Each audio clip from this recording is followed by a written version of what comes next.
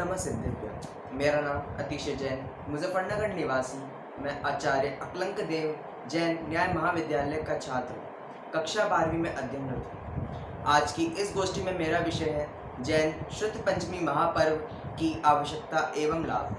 तो विषय शुरू करने से पहले मैं आपको श्रुत पंचमी कहते किसे हैं वह बताना चाहूँगा। श्रुत की स्थापना वाली, श्रुत की अवतार वाली, जन जन के कल्याण की उद्घोषक पंचमी ही श्रुत पंचमी कहलाती है। श्रुत पंचमी के पीछे क्या कथा है ये सब तो आपको पता ही है। मैं उसे संक्षिप्त रूप में बताते हुए बस इतना कहना चाहूँगा, जब प्रथम श्रुत स्कंद षटखंडागम की रचना आचार्य धरसेन की आज्ञा से आचार्य पुष्पदंत एवं बुधबली आचार्य ने की, तब से यह श्रुत पंचमी महापर्व प्रारंभ हुआ।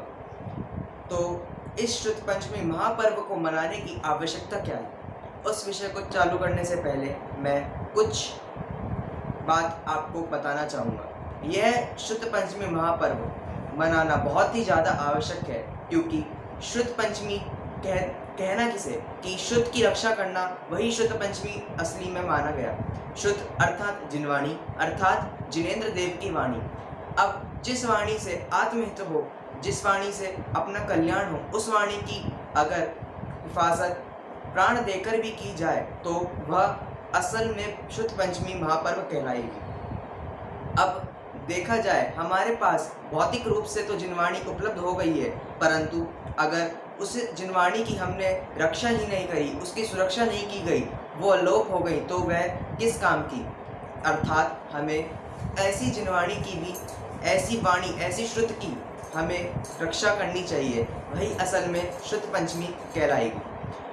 जैसे 6 माह तक औरंगजेब ने हमारे ग्रंथ, जैन ग्रंथों को लगातार जलाया था, जिस कारण से कई ग्रंथ तो हमारे लुप्त ही हो गए, जिनमें कई ग्रंथों की हमारी कई प्रतियां विलुप्त हो गई थी, परंतु ऐसे बहुत कम ग्रंथ बचे जो आज हमारे पास उपलब्ध हैं, जैसे समयसार, मोक्षमय प्रकाशक इत्यादि। अब हमें यह जो जिनवाणी है लिखित रूप में तो प्राप्त है, परंतु हमें यह जिनवाणी घर घर में प्रत्येक व्यक्ति के कंठ में व्याप्त करवानी होगी, क्योंकि भौतिक रूप से, लिखित रूप से ये जिनवाणी कभी भी नष्ट हो सकती है, जैसा हमने औरंगजेब के काल में देखा। परंतु अगर यह वाणी हमारे कंठ में व्याप्त रहे तो इस वाणी का नाश करना, इस वाणी का विलुप्त होना बिल्कुल ही असंभव कार्य है, क्योंकि जो वाणी कंठ में बैठ जाए वह आसानी से लुप्त नहीं होती। हमें ज़रूरत है घर घर से एक विद्वान तैयार करने की, जो यह वाणी प्रत्येक व्यक्ति के कंठ में उतारे, जो वाणी इसको प्रत्येक जन जन के घर घरों में पहुंचाए, चाहे वो लिखित रूप से, चाहे वो मौखिक रूप से।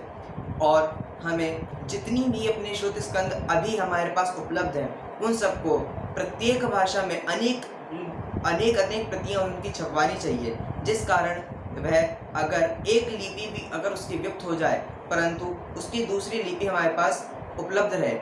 जैसे कि अभी हमारे पूर्व काल में प्राकृत में हमारे ग्रंथ प्राप्त रहते थे, परंतु प्राकृत के लोप होने पर संस्कृत का आगमन हुआ, जिस कारण से जिनको प्राकृत का थोड़ा बहुत ज्ञान था, उन्होंने वह ग्रंथ संस्कृत में लिखे, परंतु जब संस्कृत का भी लोप हुआ तब वह हिंदी में लिखे गए।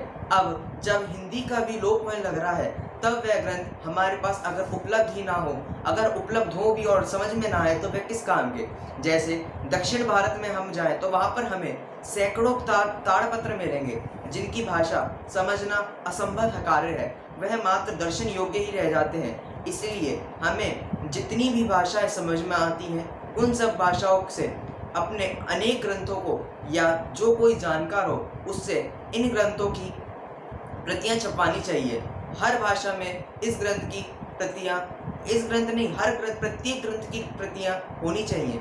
अब हम देखते हैं इस श्रुत पंचमी महापर्व के लाभ। इस श्रुत पंचमी महापर्व को मनाने से अनेकों लाभ हैं। जैसे हम एकत्र होकर इस दिन विशेष स्वाध्याय का लाभ ले सकते हैं, और अगर किसी के घर में वाद विवाद का कार्य हो तो वह भी एक साथ बैठे, तो जिनवाणी के सानिध्य में ये वाद विवाद का कार्य भी समाप्त होता है।